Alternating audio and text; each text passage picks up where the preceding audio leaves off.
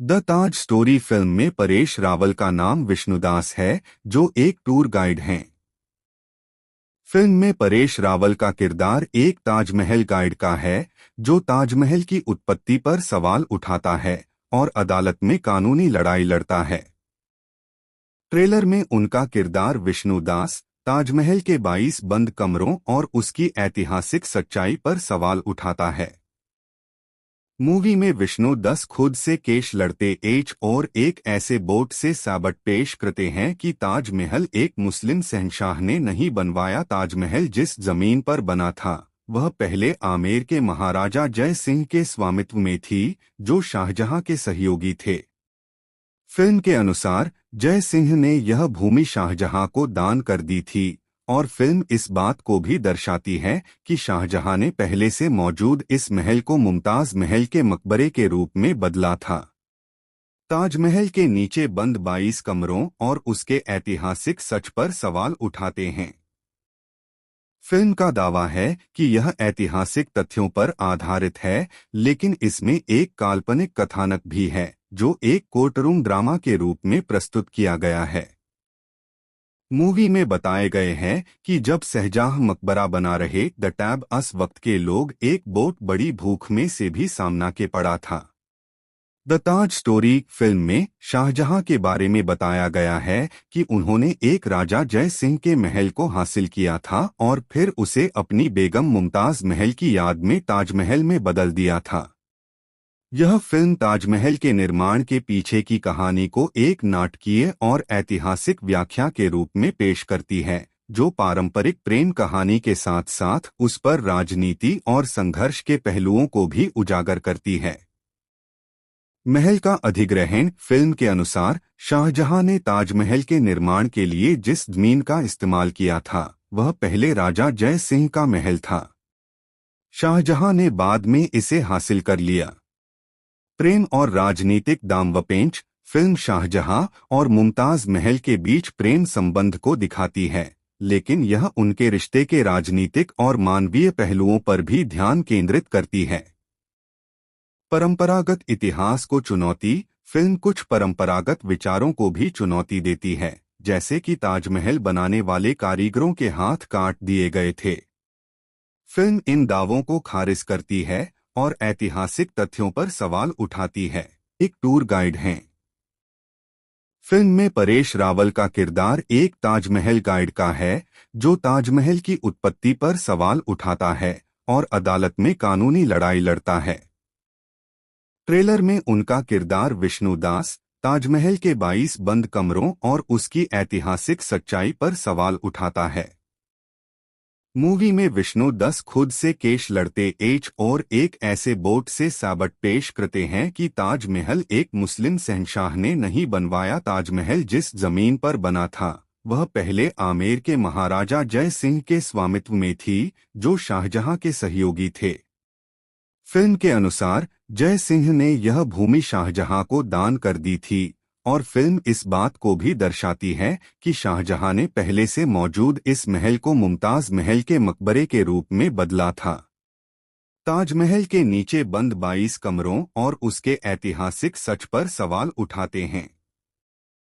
Film का दावा है कि यह ऐतिहासिक तथ्यों पर आधारित है, लेकिन इसमें एक काल्पनिक कथानक भी है, जो एक कोर्टरूम ड्रामा के रूप में प्रस्तुत किया गया है।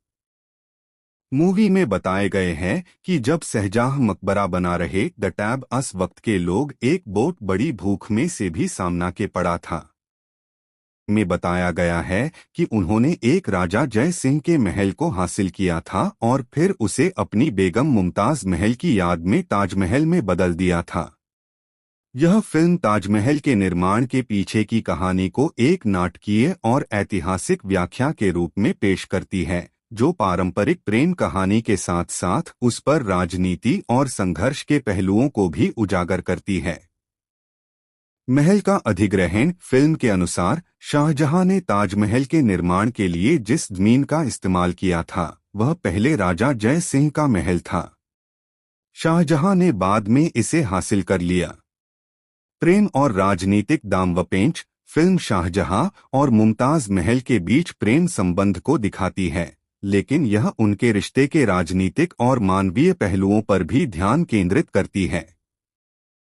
परंपरागत इतिहास को चुनौती। फिल्म कुछ परंपरागत विचारों को भी चुनौती देती है, जैसे कि ताजमहल बनाने वाले कारीगरों के हाथ काट दिए गए थे। फिल्म इन दावों को खारिज करती है और ऐतिहासिक तथ्यों पर सवाल उठाती है। इस फिल्म में परेश रावल, जाकिर हुसैन, अमृता खानविलकर, नमित दास और स्नेहा वाघ सहित कई कलाकारों ने अभिनय किया है।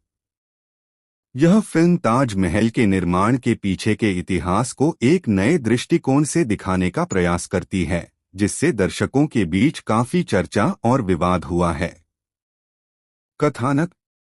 फिल्म की कहानी एक टूर गाइड विष्णुदास, परेश रावल के इर्द गिर्द घूमती है, जो ताजमहल के बारे में लोगों को जानकारी देता है। लेकिन जब वह ताजमहल के बारे में कुछ अलग तथ्य प्रस्तुत करता है, तो उसे अपने पद से निलंबित कर दिया जाता है। इसके बाद वह एक PIL पब्लिक इंटरेस्ट लिटिगेशन दायर करता है, जिसमें वह ताजमहल के निर्माण के पीछे की सच्चाई को उजागर करने की मांग करता है। विवाद और प्रतिक्रिया। फिल्म के रिलीज होने से पहले ही इसके ट्रेलर ने काफी विवाद खड़ा कर दिया था। लोगों ने फिल्म के कथानक और उसके प्रस्तुतिकरण पर सवाल उठाए और कुछ लोगों ने इसे धार्मिक भावनाओं को आहत करने वाला बताया। फिल्म के एक पोस्टर में ताजमहल के गुंबद पर शिवलिंग दिखाया गया था, जिससे हिंदू और मुस्लिम समुदायों के बीच तनाव बढ़ गया था। फिल्म को समीक्षकों से मिलीजुली प्रतिक्रिया मिली। कुछ समीक्षकों ने फिल्म की कहानी और अभिनय की प्रशंसा की, जबकि अन्य ने इसकी आलोचना की। फिल्म को 2 से 3 स्टार की रेटिंग मिली और कुछ समीक्षकों ने इसे एक प्रोपगैंडा फिल्म बताया। Box office collection. फिल्म ने अपने पहले दिन बॉक्स ऑफिस पर 90 लाख रुपए की कमाई की और दूसरे दिन इसकी कमाई में वृद्धि देखी गई। फिल्म ने अपने दूसरे दिन 1.80 करोड़ रुपए की कमाई की, जिससे इसका कुल कलेक्शन 2.70 करोड़ रुपए हो गया। निष्कर्ष। द ताज स्टोरी एक विवादास्पद फिल्म है, जिसने अपने कथानक और प्रस्तुतिकरण के कारण काफी चर्चा बटोरी है। फिल्म की कहानी और अभिनय की प्रशंसा की गई है, लेकिन इसकी आलोचना भी की गई है।